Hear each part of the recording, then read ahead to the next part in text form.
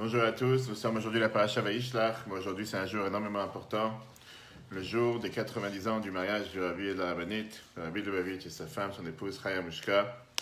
Et c'est un jour qui est le jour le plus important du calendrier, si on peut dire, calendrier chassidique. Le mariage s'est déroulé en Pologne, à Varsovie. Un mariage qui a marqué l'histoire du peuple juif pour tout celui qui lit les histoires, qui lit les détails. Parce que c'était d'abord pas quelque chose d'office, c'était pas quelque chose de facile, c'était pas quelque chose qui allait de soi-même. Malheureusement, les parents du rabbi n'ont pas pu assister au mariage parce que le régime communiste leur a interdit de quitter l'Ukraine malgré toutes les demandes, et c'est pour ça que ça a pris énormément de temps avant de fixer la date du mariage, parce que on ne savait pas s'ils allaient pouvoir venir ou pas, malgré les différentes autorisations qu'ils ont demandées, ils n'ont pas reçues. Les deux frères du rabbi n'ont pas assisté au mariage non plus, car ils n'ont pas reçu les autorisations. À l'époque, tout ce qu'on pouvait faire pour écraser Schneerson, ou pour massacrer la famille Schneerson, ou pour détruire moralement la famille Schneerson, c'était fait par le régime communiste. Et donc, malheureusement, le rabbi et sa femme se sont mariés à Varsovie, en Pologne, avec des milliers et des milliers de personnes qui étaient présentes, avec une vingtaine de rabbéim qui étaient présents, de tous bords confondus du peuple juif. C'était vraiment le mariage royal du siècle. Et de l'autre côté, en Ukraine, à Dnipropetrovsk, il y avait les parents du rabbi qui ont fêté leur mariage sans le khatan et sans la kala, sans le rabbi et sans son épouse. D'ailleurs, ils ne l'ont jamais vu, du fait que malheureusement, ils ne nous ont pas laissé quitter. Et comme j'ai envoyé ce matin sur Facebook, vous pouvez voir la présentation vidéo magnifique avec des témoignages de gens qui étaient au mariage, et au mariage à Varsovie, et au mariage à Dnipropetrovsk. Quand le rabbi pour le rabbi Levik, le rabbi pour le père du rabbi, dansait toute la nuit, et la rabbinite, qui raconte comme quoi il y avait des larmes qui étaient présentes pendant toute la nuit, parce que d'un côté, ils se réjouissaient du fait de la joie que leur fils aîné se marie à des dizaines, à des milliers de kilomètres, et de l'autre côté, qu'ils ne peuvent pas être présents, et on sait qu'après ça, le rabbi n'a jamais revu son père, jusqu'à son décès malheureusement au Kazakhstan en 1944. Donc c'est un jour important. Le mariage s'est passé en 1928, exactement. En Tavresh peut-être. Et c'était parce qu'avec les distances, une des raisons pourquoi le rabbi précédent d'abord il n'habitait pas en Varsovie, il habitait à Riga, en Lituanie. Et néanmoins, le mariage s'est passé à Varsovie. Pourquoi il était à Riga? Alors qu'il y avait une période de 150 ans que le mouvement, le siège international de Chabad était en Russie, mais après qu'il est sorti de prison en 1927, c'est là qu'on lui a fait savoir qu'il était expulsé de Russie et qu'il n'avait plus le droit de revenir en Russie, etc. Et la fameuse histoire qu'il racontait, qu'il a demandé de faire sortir avec lui les proches de famille. Et quand il a voulu faire sortir avec lui le rabbi, son futur gendre, les autorités lui ont dit « Mais un gendre, tu peux trouver partout, qu'est-ce que tu as besoin de faire sortir un gendre ici ?» Il a répondu qu'un tel gendre, on trouvera nulle part. En tout cas, le mariage s'est passé aujourd'hui à 90 ans à Varsovie, en Pologne, le 14 Kislev. Et c'est un jour important parce qu'on peut penser que c'est quelque chose de privé, mais le rabbi, on a fait de ça une histoire générale en 1953, en Tovshin Yudalet, 25 ans de mariage. Le rabbi a fait tout un discours pour parler de l'importance du mariage en disant que c'est le jour qui m'a attaché avec vous et vous avec moi, et ensemble on va se fatiguer pour faire venir la délivrance. Quand il y a eu la 40e anniversaire du mariage du rabbi en 1968, pareil, les chassidim ont fait toute une cérémonie. Je ne parle pas de toute la grande cérémonie qui avait été faite en 1978 pour les 50 ans de mariage, que ça c'était en Tov chez la Méthode, en 5739, et chaque année c'était des événements particuliers. En 1992, qui était la dernière opportunité que le rabbi était en bonne santé, c'était à ce moment-là la dernière fois, le 14 Kislev comme aujourd'hui, que le rabbi a distribué en rapport avec ces jours une brochure de tous les discours chassidiques qui ont été cités par le rabbi précédent lors de son mariage. En tout cas, c'est un événement important, un événement majeur, on aura le temps d'en parler après dans le cours, c'est la raison pour laquelle aujourd'hui on va parler du sujet du mariage. Le sujet du mariage, comment il est écrit dans la paracha de cette semaine, la paracha Vayishlach, une paracha très riche, une paracha dans laquelle on parle bien sûr de la naissance du peuple juif, on nous parle de tout ce qui s'est passé avec les différentes naissances suite à la semaine dernière, les 12 tribus, le mariage, et on voit la rencontre de Yaakov et Esav. Or, dans la paracha, on nous nomme une des femmes de Esav.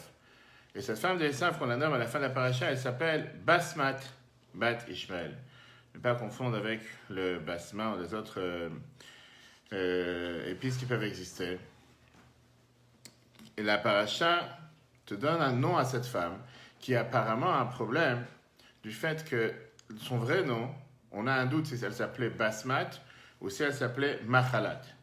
On sait que dans la paracha Toldot, on a vu ça à la fin de la paracha Toldot, on nous disait qu'elle s'appelait Machalat, la fille d'Ishmael. La paracha de cette semaine, tout d'un coup, elle te change et elle te dit qu'elle s'appelait Basmat. Vient de sage. Le sage nous dit qu'en réalité, cette femme, elle s'appelait Basmat, la fille d'Ishmael. Pourquoi on l'a appelée Machalat dans Toldot? La fille d'Ishmael. C'est la femme d'Esav, exactement. Pourquoi on l'a appelée Machalat? Pour te dire qu'on lui pardonne sur toutes ses fautes. Et de là, on apprend que le jour du mariage de quelqu'un, un khatan et la kala, on leur pardonne toutes leurs fautes. Et c'est sur ça qu'on va parler aujourd'hui. Est-ce que le mariage fait en sorte que toutes les fautes sont pardonnées? Est-ce que c'est une clé magique? Et donc à ce moment-là, chacun va se dire, il faut que je me marie 20 fois par an, comme ça je suis garanti de pardonner toutes mes fautes. D'où vient l'idée de pardonner les fautes d'une personne le jour du mariage? Et on va voir comment c'est écrit dans les Yerushalmi, un débat intéressant entre Yerushalmi et Rashi. Qu'est-ce qu'on apprend? Pourquoi on décide de pardonner le jour du mariage d'une personne? Le jour du mariage d'une personne, Dieu il a décidé de pardonner ses fautes. Est-ce qu'il faut faire tchouva? Est-ce qu'on ne fait pas tchouva? Quel rapport avec le mariage? Et surtout, pourquoi on apprend ça d'un personnage comme Esav, qui n'est pas le meilleur personnage qu'on a eu dans la Torah? On a parlé la semaine dernière, il y a 2 semaines, le fait que c'est quelqu'un qui a tué déjà une personne à l'âge de 15 ans, il avait tué Nimrod, quelqu'un qui était un chasseur. Et donc, comment on peut dire qu'on apprend le fait qu'on pardonne les fautes d'un marié le jour de son mariage? On apprend ça de Esav. D'abord, regardons le texte. Esav se marie avec la fille d'Ishmael, Toldot. Esav vit que les filles de Canaan déplaisaient à Isaac, son père. Alors Esav alla vers Ishmael et prit pour femme Machalat, fille d'Ishmael, fils d'Abraham, sœur de Nevayot, en outre de ses premières femmes. Il n'a pas divorcé ses autres femmes, il s'est marié avec plusieurs femmes, on sait très bien. Al-Nashav, Rashi te dit, qu'est-ce que ça veut dire? En outre de ses premières femmes, il a ajouté une nouvelle impiété aux précédentes. On ne répudiant pas les premières. Cette semaine, bizarrement, on change son nom et on te dit que Esav choisit ses femmes, ainsi que Basmat, la fille d'Ishmael, sœur de Nevayot. Viens, Rashi te pose la question. Pourtant, on l'appelait ailleurs Machalat. Le Midrash explique qu'il existe 3 catégories de personnes dont les péchés sont pardonnés. Le païen qui se convertit, celui qui accède à une position élevée et celui qui se marie. Et c'est d'ici que l'on déduit le 3e cas, elle a été appelée Machalat. Ses péchés lui ont été pardonnés, Nimchalu, le mot Machalat et le mot Mechila. Je veux dire que de là on apprend que grâce à ça qu'elle s'est mariée, les péchés ont été pardonnés. Ok, mais là on a un débat. Parce que dans la Gemara Yerushalmi, Talmud de Jérusalem, c'est écrit là-bas qu'un khatan, quelqu'un qui se marie, un chacham, quelqu'un d'intelligent, un tamid chacham, Nassi, un des maîtres du peuple juif. En règle générale, Gdoula Mechaperet, le fait qu'ils ont monté de niveau, le fait qu'ils sont passés à un niveau plus élevé, automatiquement, ça leur pardonne l'étape précédente. Un chacham, c'est écrit Bipnei Sevat Akum Vadat Apezak, on honorait les gens qui sont tamidei chachamim. Et on termine avec un guerre converti, en te disant que de la même manière que quelqu'un qui s'est converti, on lui efface tout son passé, puisqu'il s'est considéré comme s'il vient de naître. Pareil, un chacham, quelqu'un qui monte de niveau, on lui efface toutes ses fautes du passé. Et un khatan, le Yerushalmi te dit d'où on sait qu'un marié, on lui efface toutes ses fautes. Vayelech Esav el Ishmael, comme c'est écrit qu'il a se marié avec Machalat, la fille d'Ishmael. Viens, la Gemara te demande, est-ce que vraiment cette femme s'appelait Machalat? Elle s'appelait Basmat. Elle a shenim chalula kol avonotav seulement parce qu'on lui a pardonné toutes ses fautes. Et un assis, on apprend ça de Shaoul. On te dit que Shaoul, il avait 1 an quand il est devenu roi. Alors la Gemara te demande, est-ce qu'il avait 1 an? Il n'avait pas 1 an. Seulement, on dit chalula kol avonotav, on a pardonné toutes ses fautes. C'est considéré comme s'il avait un nouveau présent. Viens Rashi. Rashi dans la Haggadah Midrash de Sefer Shmuel. Et Rashi te dit que 3 personnes, on leur pardonne toutes leurs fautes. Un converti qui se convertit, quelqu'un qui monte de niveau, et celui qui se marie avec une femme. Et on apprend ça de Machalat. Ça veut dire que dans Yerushalmi et le Midrash Shmuel, on ne parle pas ici du converti. On te parle seulement du chacham, du marié et du nassi, du chef de tribu du peuple juif. On ne parle pas d'un converti. Quelle est la raison? Parce que la Gemara te dit qu'un converti, c'est quand même différent. Un converti, on considère que c'est vraiment comme un enfant qui vient naître. Ouais. Il n'a aucun rapport avec sa situation précédente. Il a 40 ans, mais le fait qu'il vient de se convertir, c'est vraiment une entité nouvelle. Et donc, on ne peut pas le comparer avec les 3 précédents, qu'eux, ils ont quand même un passé. Sauf que le passé, il est blanchi, mais le passé existe. Alors, comment ça se fait que Rashi, lui, il te rentre ici, le converti parmi les 3, c'est qui on pardonne la faute, en te disant que les 3, on leur pardonne leur faute avec le converti, que le converti fait partie des 3. En 2 mots, qu'est-ce que Rashi veut te faire parler? Qu'est-ce que Rashi veut te montrer du fait qu'il te mélange ici le converti parmi tous les autres avec qui on pardonne leur faute? Quand on parle de Rashi, pourquoi Rashi te dit qu'un converti aussi, on lui pardonne toutes ses fautes? Et Rashi te fait passer le message comme si c'est par hasard, parce que l'idée du converti, c'est que puisque un converti qui se convertit, c'est tellement simple, du fait que jusqu'à présent, il faisait certaines actions, qui pas forcément étaient d'après la Torah, mais il n'était pas obligé de ne pas les faire non plus, il n'était pas juif. Et maintenant qu'il s'est converti automatiquement, il a changé ses actions pour le bien. De là, on peut apprendre que n'importe quelle personne qui change son cours d'action, automatiquement, on lui pardonne ses fautes. Et donc, pareil, celui qui se marie, ou celui qui monte de niveau dans la Kedusha, automatiquement, on lui pardonne ses fautes. Pourquoi? Parce que c'est certainement une raison pourquoi il a fait tchouva. D'ailleurs, a priori, c'est ce qui est écrit dans le Midrash Rabbah, qu'on va tout de suite voir, que Esav, il a voulu se convertir. Il a voulu, convertir. Il a voulu se convertir, ça veut dire se changer de sa manière d'agir par rapport à ce qu'il agissait jusqu'à maintenant. Mais Machalat, on lui a pardonné toutes ses fautes. Ça veut dire que l'idée pourquoi on lui a pardonné les fautes, c'était parce qu'il avait décidé de changer son comportement. Est-ce que pour autant Esav est devenu une autre personne? Pas forcément. Mais le fait qu'il a décidé de changer son comportement, pour ça, on a décidé de lui pardonner ses fautes. Et le Rabbeinu Bechaye, commentateur de la Torah, il te dit clairement, il t'amène des chachamim qui te disent qu'au départ, Esav il voulait se convertir. Après, il te dit qu'on apprend ça du fait qu'elle a été appelée Machalat, parce qu'en réalité, les fautes étaient pardonnées. Donc jusqu'à présent, on voit que l'explication de Rashi de comparer le converti avec le marié, ça vient de l'idée que le fait qu'il y a ici un changement d'action, un changement par rapport à l'étape précédente, automatiquement, c'est pour ça qu'on est pardonné. Ce qui voudrait dire que si un marié ne change pas d'action, il décide d'être le même la veille et le même le lendemain, est-ce qu'il est pardonné ou il n'est pas pardonné? Est-ce que le fait de dire qu'un marié est pardonné, c'est seulement quand il change ses actions, ou bien même quand il ne change pas ses actions, il n'est pas pardonné? Et ça, c'est ce qu'on va débattre tout de suite, et ça, c'est ce qu'on va voir ensemble maintenant. Donc, pourquoi les Yerushalmi et le Midrash Shmuel n'ont pas considéré le converti parmi eux? Parce qu'eux, ils décident, et eux, ils pensent que quand est-ce qu'on dit qu'on va pardonner une personne, que ce soit le Khatan, le Chacham, ou le Nassi, le chef du peuple juif? C'est pas parce qu'ils ont changé leur action, ils ont fait tchouva. Seulement parce qu'ils ont pris un nouveau stade.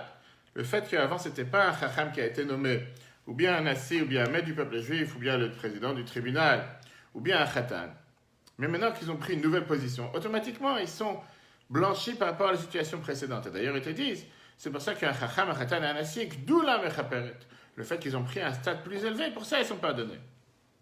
Ça n'a rien à voir avec s'ils ont fait quelque chose auparavant, s'ils ont changé leurs actions, ou s'ils n'ont pas changé leurs actions. Rabbi vient te demander la question, je ne comprends pas. Qu'est-ce qui fait du fait que tu prends une nouvelle étiquette pour ça te blanchir? Un ministre qui devient ministre, que hier il n'était pas ministre, et qu'aujourd'hui le président il a décidé de le nommer ministre, automatiquement tout son passé est blanchi. Blanchi au nom de quoi? Qu'est-ce qu'il a fait de différent pour autant dire que tout ce qu'il a fait dans son passé, ça soit blanchi? Et là je parlais avec un détenu qui me disait comment ça se fait que quelqu'un qui a travaillé pendant 20 ans, qu'il était honnête, et une année il a fait des escroqueries, tout d'un coup il est considéré un escroc. Il a 20 ans de passif, comme quoi il était sérieux, qu'il payait ses impôts, qu'il faisait tout ce qu'il fallait normalement. Une année, il a fait des bêtises, parce qu'une année, il a fait des bêtises, ça efface tout son passé. C'est exactement la même chose qu'on a ici. Ah oui. Deuxième question qu'on a par rapport au Breshit Rabbah, le Midrash Rabbah. C'est facile. Quoi? Ça serait facile de quoi? Il peut être blanc tout le temps, si tu veux. Très bien, une seconde, parce que quelqu'un il a fait une bêtise 1 an sur 20 ans, et tout d'un coup, les 20 ans sont effacés. Même une seconde. C'est pas facile à dire, c'est pas simple à dire. Breshit Rabbah vient et te dit qu'a priori, d'après ça, on me l'a dit tout à l'heure, c'est pas qu'il a vraiment changé ses actions. Il a voulu changer ses actions. Il a voulu décider de changer, mais réellement, il n'a pas forcément changé. Donc, la question est beaucoup plus forte. Il a eu que l'attention. Et il n'a pas changé. Et là, tu me dis que de lui, on apprend qu'on pardonne les fautes à un marié qui se marie. Ça veut dire que n'importe quel marié qui se dit à partir d'aujourd'hui, je vais me comporter comme il faut, même s'il ne le fait pas, c'est pas grave. L'essentiel, c'est qu'il a eu l'attention. Automatiquement, ses fautes sont pardonnées. Ça, a priori, ça n'a pas de sens. Regardons le texte. Yerushalmi vient te dire, dans le chiffre 2, pourquoi leurs fautes seront-elles pardonnées? Le Talmud de Jérusalem, dans le traité Bikurim, te dit, le sage, le marié, le chef, leur grandeur fait expiation. Il est écrit à propos du sage, devant la vieillesse, tu te lèveras en honneur l'ancien. Puis il est écrit, si un converti vient séjourner avec toi, de même que les fautes du converti lui sont pardonnées. De même, le sage accédant à sa fonction, ses fautes lui sont également pardonnées. Viens, Rabbi t'explique. On peut expliquer le commentaire de Rashi. En comprenant le sens du pardon du converti, on comprend pourquoi les autres obtiennent le pardon. Il est évident que le pardon du converti est lié au fait qu'il a modifié son comportement au bien. Il en est de même pour celui qui accède à une position élevée, celui qui se marie. Leurs fautes sont pardonnées car il est sûr qu'ils se sont repentis. Mais la question... On va tout de suite voir. Bien sûr, une conversion qui fait d'après la halakha. Maintenant, on va comprendre la question qui dérange. Pourquoi tout ce concept de pardonner les fautes d'un marié le jour de son mariage sont appris de qui? D'une personne qui n'est pas la meilleure personne sur terre, de Esav qui s'est marié avec Baspat et fille d'Ishmaël. Tu n'as pas pu apprendre ça de quelqu'un plus élevé. Avraham et Sarah, Yitzhak et Rivka, Yaakov et Rachel, Yaakov et Léa, qui a beaucoup plus de sens avec le sens du mariage après la Torah. Surtout, on te dit que Esav c'était un rachat. Oui, d'accord, mais justement, tu dis ça parce que comme Esav c'était un rachat, en faisant ça, il s'est repenti. T'as raison. Abraham, c'est étatique. On va tout de suite voir, t'as raison. Maintenant, on sait très bien qu'en vérité, c'était pas un vrai mariage. C'était soi-disant pour montrer à Yitzhak qui se marie avec une femme qui est cachère pour Yitzhak, et Yitzhak qui voudrait bien qu'elle soit sa belle-fille, comme c'est écrit dans Parashat Toldot, que Esav, il a vu que Yitzhak a béni Yaakov, et il lui a dit, j'ai pas envie que tu prennes une fille des filles de Canaan. Esav, il a compris que les filles de Canaan sont pas bien aux yeux de son père, donc Esav, il est parti chez Ishmaël pour rester dans la famille, et il a pris Machalat, la fille d'Ishmaël, il a rajouté sur ses autres femmes qu'il avait pour montrer à son père, tu vois, j'ai pas de blanche. Malgré que je me suis déjà marié avec des femmes qui ne te font pas plaisir et qui amenaient des encens pour l'idolâtrie, à toi je vais te faire plaisir et je vais t'amener une femme qui te fasse plaisir. Après, au Shalmi, on peut dire que pourquoi on apprend ici de Machalat, quand les fautes sont pardonnées du mariage de Esav, vient le verset nous dire que le pardon des fautes d'un Khatan, c'est même quand il n'a pas changé ses actions et même quand il n'a pas fait de tchouva. La preuve de Esav. Esav n'a pas jeté ses premières femmes.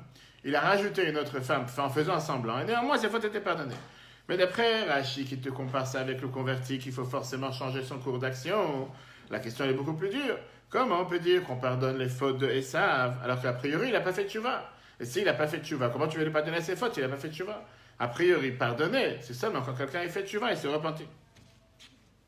Et d'ailleurs, d'après Rashi, on peut dire que ça aussi, c'est la raison pourquoi le nom de la femme a changé. Machalat, et pas Basmat, pour te dire que les fautes de la femme de Esav ont été pardonnées, pas forcément ses fautes. Parce qu'a priori, quelqu'un qui a décidé de ne pas changer ses actions et de rester exactement le même comme avant, au nom de quoi tu voudrais lui pardonner? Mais néanmoins, la question qui nous reste et qui nous dérange, pourquoi le verset te dit qu'on apprend d'ici de la paracha de cette semaine que les fautes d'un khatan sont pardonnées le jour de son mariage, juste du mariage de Esav et pas d'un autre? Il y a des commentateurs qui te disent, le Rabbi ramène ça le masqué de David, Mechet HaKodesh, que on apprend ça du verset, de ce verset-là, pour te dire que malgré que quelqu'un il a déjà une femme et des enfants, qu'il a déjà accompli la mitzvah d'avoir des enfants, néanmoins, s'il se remarie encore une fois, une troisième fois, une deuxième fois, une quatrième fois, on lui pardonne encore une fois ses fautes.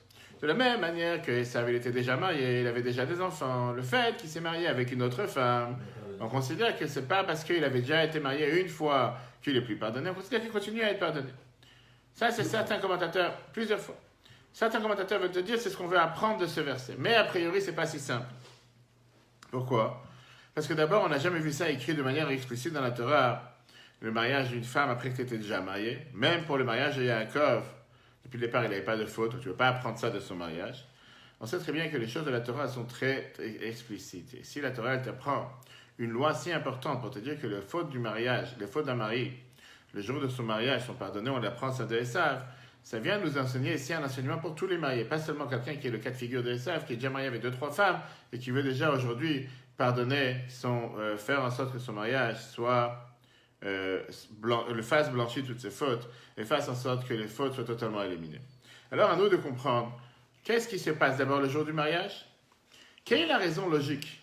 Pourquoi le jour du mariage on devrait pardonner les fautes à quelqu'un? Quel rapport? Hier tu avais 25 ans, tu fais des bêtises tous les jours. Aujourd'hui, tu te maries, qu'est-ce qu'il y a? Parce que tu t'es marié, tes fautes, c'est blanchi. Il est plus tout seul.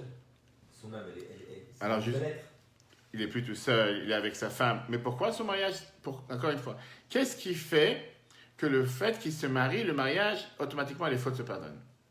Quelle est la clé magique? Pourquoi? Parce qu'ils se marient, les fautes devraient être pardonnées. Quelle est la logique derrière? Alors, le Rabbi te ramène d'abord, essayons de comprendre une autre chose qui se passe sur du mariage. Et on sait très bien qu'il y a plusieurs raisons qui est écrit dans Shulchan Aruch, surtout pour les Ashkénazes, qu'on a l'habitude de jeûner le jour du mariage.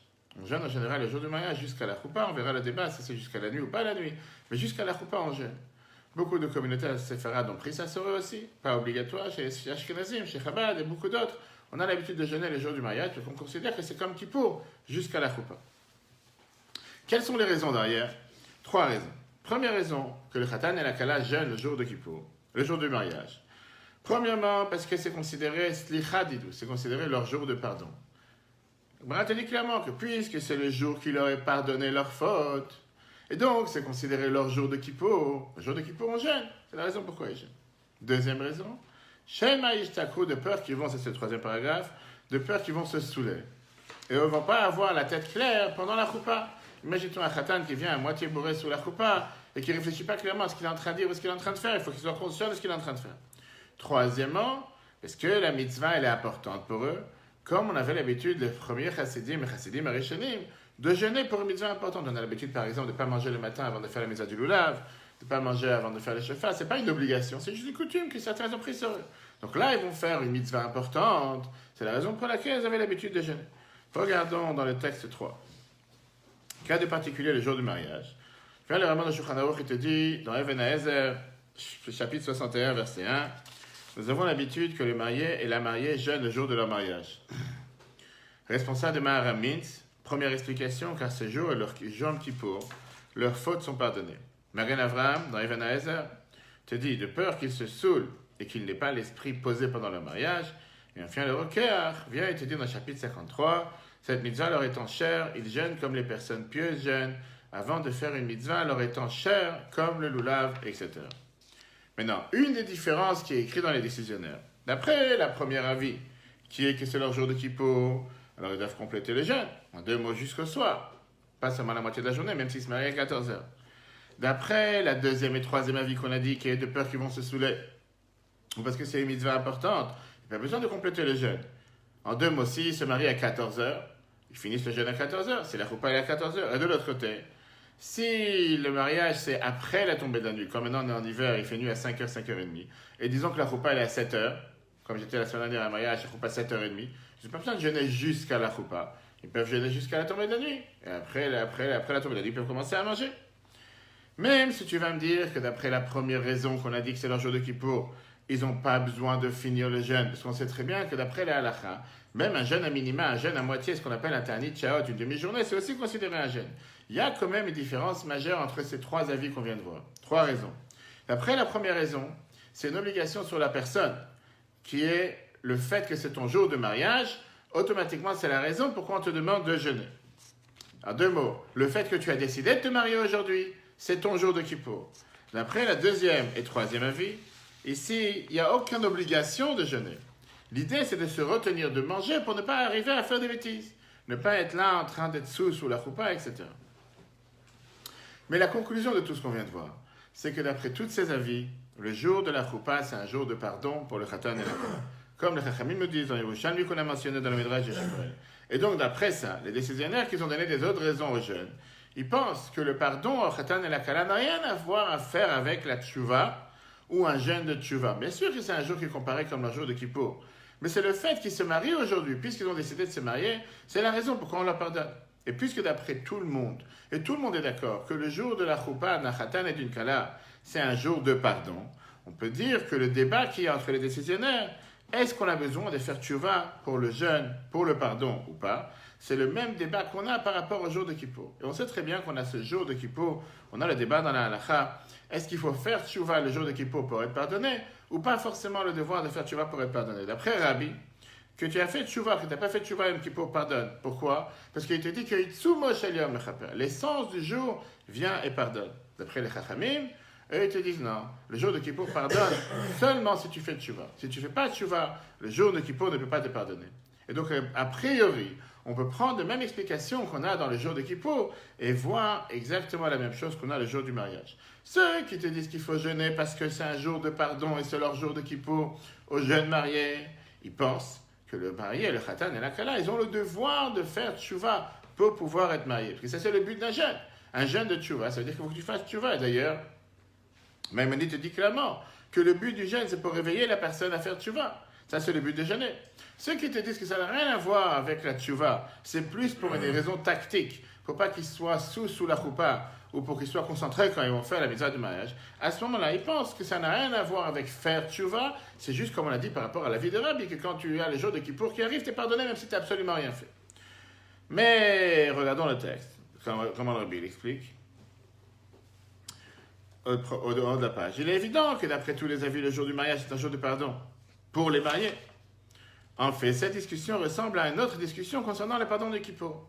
D'après Rabbi Yehuda, le pardon s'applique indépendamment de la tchouva. L'essence même du jour pardonne.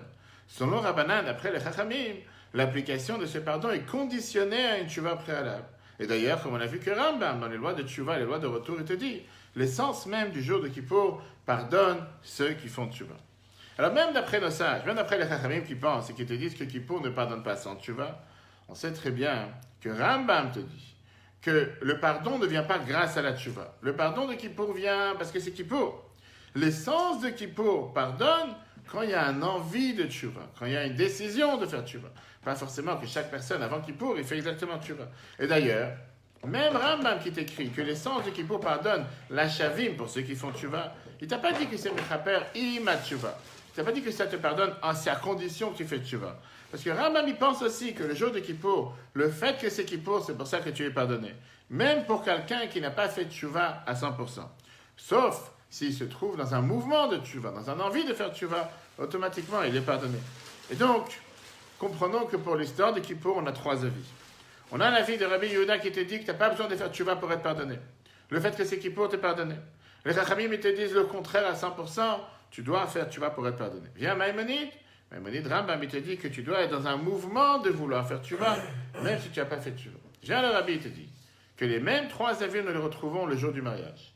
Par rapport à est-ce que le khatan et la kala sont pardonnés, est-ce que ça les oblige à faire quelque chose, ou sans rien faire, le fait qu'ils se marient, c'est un jour de pardon. D'après la raison qu'on a dit tout à l'heure, que le jeûne, c'est pour avoir une idée claire, et avoir la tête claire, et pas être à moitié sous, en ayant dit le chaim avec 20 copains, 10 copains le matin avant le mariage. Ça n'a rien à voir, le jeûne avec le pardon. D'après l'avis qui te dit que c'est un jeûne de tchouva, c'est comme le jour de Kippour pour Chachamim, qui te dit clairement que si tu veux être pardonné le jour de Kippour, tu dois faire tchouva. Et d'après l'avis qu'on a vu tout à l'heure, que le jeûne, le jour du mariage, c'est pour l'embellie de la mitzvah, on peut dire que c'est comme Rambam, qu'au final, le jeûne n'a rien à voir avec la tchouva. Mais néanmoins, tu dois être dans une situation de vouloir faire tchouva. Maintenant, on va comprendre la différence qu'on a vu tout à l'heure entre Rashi et l'Agmara Yerushalmi et le Midrash Shmuel. Quelle est la différence? D'après les Yerushalmi, le pardon du khatan, c'est du fait qu'il a changé de statut. À partir d'aujourd'hui, c'est quelqu'un de nouveau. Aujourd'hui, son jour, c'est comme son jour de Kippour. Automatiquement, il est pardonné. Peu importe ce qu'il a pu faire ou ne pas faire. On ne regarde pas ça. Par contre, d'après Rashi, que le pardon des fautes du khatan et le fait qu'il a changé de statut, ça vient avec la tchouva. On peut dire que le pardon, ça vient du fait qu'il se marie. Mais ce n'est pas une raison qui est forcément seulement s'il fait tchouva, à ce moment-là, il sera pardonné. Mais on peut dire que ça correspond, comme on l'a dit, avec le converti. Que le fait qu'un converti a décidé de changer ses actions pour le bien, et il les a changées, pour ça qu'il a été totalement blanchi, exactement la même chose, on a aussi avec le marié. D'après le Midrash te dit que le fait que ça a voulu changer de situation, si on peut dire se convertir, pour ça ses fautes sont pardonnées, même si réellement il n'a pas changé, et on sait très bien qu'il n'a pas changé, parce que la réalité c'est qu'il a continué dans ses bêtises, mais il avait envie de changer, ça aussi c'est suffisant, et ça aide pour demander d'être pardonné le jour du mariage. Ok. Maintenant, on va comprendre la réponse à la question qu'on a demandée tout à l'heure. Comment ça se fait qu'on apprend tout ce système et toute cette idée de vouloir pardonner les fautes d'un marié? On apprend ça d'un rachat, quelqu'un comme Esav. D'abord, le but de pardon tout court, ça existe seulement dans le peuple juif. Parce qu'il faut être rachat pour être... T'as raison, mais à ce moment-là, on n'est pas tous des Réchaïm, mais qui pour on demande à Dieu de nous pardonner, on n'est pas tous des Réchaïm. Néanmoins, on demande à Dieu de nous pardonner. Mais le concept, très bien, le concept de pardon, ça appartient seulement au peuple juif, pas par rapport aux non-juifs. La Torah est faite pour le peuple juif, la tchouva est faite pour le peuple juif, pas pour un non-juif. C'est pas qu'on est raciste, c'est que c'est des concepts de Torah qui sont faits pour le peuple juif. De la même manière que la Torah, elle te dit que le jour de Kippour pardonne le peuple juif, qui bayom azayi chaper alechem, je pardonnerai à vous L'ifne Hashem titaru, devant Dieu, vous allez vous purifier. Ça fait que le jour de Kippour fait sortir la personne de ses fautes. On sait pourquoi, parce qu'on considère que chacun voudrait faire toutes les mitzvot. Pareil, le jour de Kippour du Khatan Kala, le fait qu'aujourd'hui ils vont se marier et qu'ils vont accomplir la mitzvah d'avoir des enfants, etc. Automatiquement, ça amène une sainteté spirituelle dans l'anshama. Et ça fait pardonner les fautes. Rien à voir avec un non-juif. Un non-juif, le jour de son mariage, il n'y a pas de différence avant et après du point de vue spirituel. Et c'est pour ça que la Torah, elle t'apprend ça particulièrement de chez Esav et pas de Ishmaël ou des autres mariages d'avant. Parce que Esav était le fils d'Yitzhak et il est considéré un juif, même si c'est un juif renégat. Alors que ceux qui se sont mariés avant, ils n'avaient pas l'attribution d'Israël, de juifs, comme Esav l'avait en étant le fils de Yitzhak et Rivka. Regardons le 4. En quoi le mariage est-il comparé à Yom Kippour? Ce pardon provenant du mariage est possible uniquement chez un juif. De même que le pardon de l'essence de Kippour pousse l'individu à quitter ses fautes, car chaque juif veut accomplir toutes les mitzvot. Il en est de même pour le Yom Kippour individuel des mariés qui s'apprêtent à accomplir la grande mitzvah de procréer, ce qui est issu de leur âme sainte. Voilà pourquoi leurs fautes sont pardonnées. Et donc avec ça, on comprend pourquoi on a appris ça d'Esav. Mais le Rabbi te dit, va beaucoup plus loin, et là c'est magnifique. Le Rabbi va beaucoup plus loin en te disant, regarde une chose. Le mariage d'un homme et une femme, ça découle du mariage qu'il y a entre Dieu et le peuple juif. L'attachement qu'il y a, l'union qu'il y a entre Dieu et le peuple juif, par ça qu'on fait la Torah et les mitzvot, automatiquement on est attaché à Dieu. Ça, c'est le mariage d'un homme et une femme. C'est quoi le but du mariage? Un des buts du mariage, c'est d'avoir des enfants. Quel est le but spirituel d'avoir des enfants? Qu'est-ce que ça veut dire dans le mariage de Dieu et le peuple juif? Le but, c'est d'avoir des enfants spirituels, qui veut dire, tout celui qui enseigne la Torah à l'enfant de son ami, c'est considéré comme s'il l'a enfanté. En deux mots, rapprocher nos frères et sœurs au judaïsme, à la Torah et au mitzvot. Et maintenant, on va voir le point commun qu'il y a avec les trois personnages qu'on dit qu'on pardonne leurs fautes.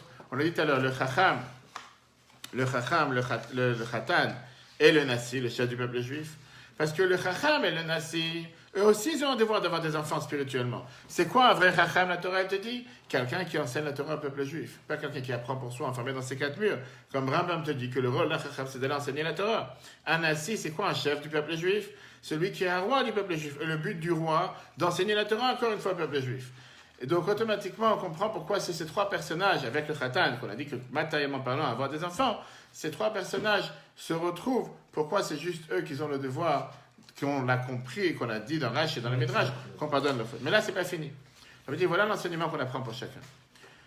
Du fait que la Torah te dit qu'on leur pardonne toutes leurs fautes, d'abord, il y a ici un encouragement énorme pour tout celui qui a choisi de mettre sa vie, de rendre la mission de sa vie pour aller enseigner la Torah, propager la Torah et propager le judaïsme. Ce qu'on appelle se fructifier, se multiplier, avoir des enfants spirituellement, qui les garantit qu'on lui pardonne toutes ses fautes.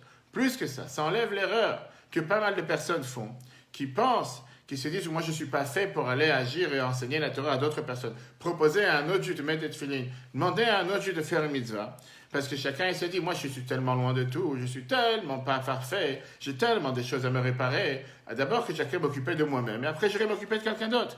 Vient l'enseignement que le Rabbi Rachab nous a enseigné, que dans les dernières générations, nous sommes dans des situations que si Dieu t'a donné la possibilité, si Dieu t'a donné le moyen de pouvoir faire en sorte de rapprocher un autre juif, si Dieu t'a donné les moyens d'agir sur un autre juif, attrape cette situation, ne pense pas un instant que c'est pas pour toi. Dis-toi que si Dieu t'a mis face dans une telle situation, c'est certainement que tu dois agir. Tu as quelques juifs réunis devant toi, va leur demander s'ils ont mis le tefillin. Que ce soit dans un enterrement, que ce soit dans un mariage, que ce soit dans une fête, que ce soit dans un simcha, peu importe où. Tu sais que grâce à ça, tu peux faire en sorte que les juifs vont faire encore une mitzvah. Va enseigner un mot Torah si tu veux parler un mot Torah. Rabbi rajoute ici un point fort. Le fait même de consacrer sa vie, ou bien une partie importante de sa vie, pour se multiplier et fructifier spirituellement, fais en sorte que Dieu t'aide dans ta vie personnelle. Fais en sorte que Dieu t'aide et qu'il pardonne à toi toutes tes fautes. Il pardonne tes fautes et grâce à ça, le travail que tu feras envers les autres, ce sera un travail beaucoup plus parfait. Plus que ça, même si tu penses que tu es dans un niveau le plus bas, le fait de pardonner les fautes d'un Khatan, on a appris de qui? De Esav, pas de Yaakov, pas de Yosef. Tous ces gens-là, c'était des tzadikim. Comme tu as dit tout à l'heure, Esav, c'était un rachat. Pour nous apprendre que peu importe ta situation personnelle, même si ta situation spirituelle est basse, à partir du moment que tu choisis d'agir et d'être en action pour un autre juif, Dieu va t'élever de ta situation. Et à ce moment-là, tu vas vouloir t'empêcher de faire des avérotes, tu vas vouloir te rapprocher de faire des mitzvot, et tes fautes vont être pardonnées. Et grâce à ça, on arrivera à la perfection d'avoir le mariage de Dieu et le peuple juif avec la délivrance. Regardons d'abord dans le texte. Quel est le sens profond du mariage? 5. Le mariage au sens simple d'un homme et d'une femme découle du mariage, si l'on peut dire ainsi, entre Dieu et l'Assemblée d'Israël, appelée homme et femme. Ce mariage consiste à qu'Israël s'attache et s'unisse avec son père en étudiant la Torah, en accomplissant les mitzvot jusqu'au summum de l'union. Qu'est-ce que Dieu dit à l'homme, Adam et Ève? Mâle et femelle, il les créa. Dieu leur dit, croisez et multipliez. Viens à l'Agmara, Sanhedrin, page 19b. Celui qui enseigne la Torah au fils de son ami, l'Écriture considère comme s'il avait donné naissance à cet enfant. Quel enseignement la vie d'apprendre ça, un enseignement merveilleux. Décider de procréer spirituellement entraîne le pardon. Ceci est un encouragement extraordinaire pour chacun qui décide de s'adonner à la diffusion de la Torah et au renforcement du judaïsme. La procréation spirituelle. Il aura la garantie que ses fautes lui seront pardonnées. Le fait même de décider de dédier ne serait-ce qu'une partie de sa vie à la procréation spirituelle. Cette décision amène l'âme divine dans son travail individuel, de sorte que ses fautes seront pardonnées et ainsi son travail avec les autres sera-t-il encore plus parfait. Et même si sa situation spirituelle est d'une grande bassesse, que Dieu nous en préserve, comme Esav l'impie, dès qu'il décide de procréer spirituellement et décide de rapprocher nos frères juifs de leur père, de suite il s'élève de sa situation précédente et sa véritable essence se dévoile. Et quelle conclusion? Machalat, le mariage d'un juif pour accomplir la mission de procréer, la Yom Kippour pour les mariés, ce qui entraîne un pardon extraordinaire, il en est de même pour la procréation spirituelle. Voilà un merveilleux enseignement que Rabbi a parlé, Shabbat Vayishlach en 1967-66, et il a répété le Parashat Todot en 1985, en ce jour des 90 ans du mariage de Rabbi. Sachons apprendre à mettre en application les enseignements du Rabbi. Pour l'autre, pensez à un autre juif, être présent pour un autre juif. H24, et grâce à ça, sachant qu'on ne perd rien, et bien au contraire, Dieu nous investit et nous donne encore plus de force pour pouvoir faire encore plus. Le cours sera en replay sur l'application e-Torah que vous pouvez télécharger ou envoyer vos commentaires. Très bonne journée à tous, un grand Mazal Tov pour ce jour merveilleux, que s'il n'y aurait pas eu ce jour il y a 90 ans, on n'aurait pas été là aujourd'hui. Il n'y aurait pas eu ce lien du Rabbi avec toute la famille du Rabbi précédent, et bien sûr, on n'aurait pas eu le Rabbi parmi nous. Et que Dieu fasse qu'on puisse se revoir avec le Rabbi très prochainement. Très bonne journée à tous et à la semaine prochaine.